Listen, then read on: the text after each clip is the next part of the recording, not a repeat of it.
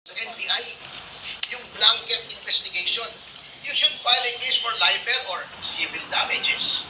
Kung tingin mo may mga nainsulto sa inyo, na-harm sa inyo, hindi yung tatakutin nyo by saying the NBI should investigate.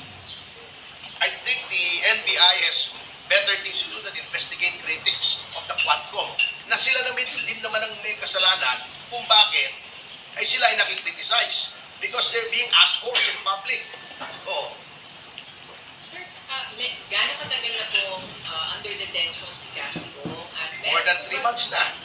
And her initial detention is illegal dahil she left the country legally.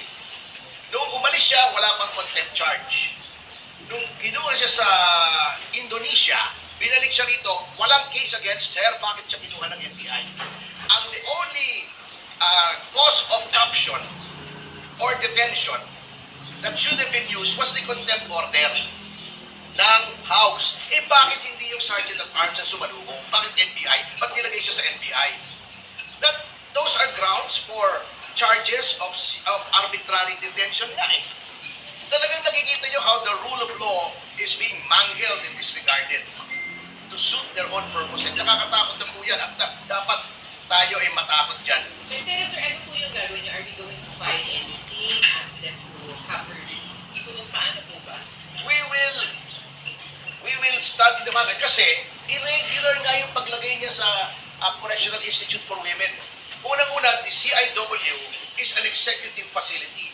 What is the business of the legislature ordering the detention of someone in a facility that is not within their department, not in the legislative department, di ba?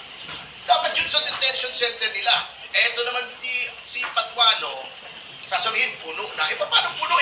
Wala kang ginawa kundi mag-contempt and disregarding the ruling in Ong versus Senate Blue Ribbon Committee, which by the way was successfully argued by yours truly in the Supreme Court, na sinabing may due process. Kung matino itong mga taong ito dapat ang ginawa mo kung gusto mo may due process.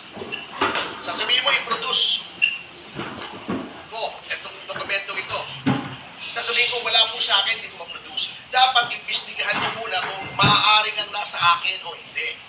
Paano pag pinaproduce ako ng resibo sa grocery ni Salima Refran doon?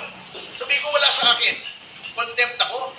Iimbestigahan niyo muna kung naibigay sa akin o nasa kanya pa. To cite a very simplistic example. Ganun po dapat yun. If you followed Ong versus Senate Blue Ribbon Committee.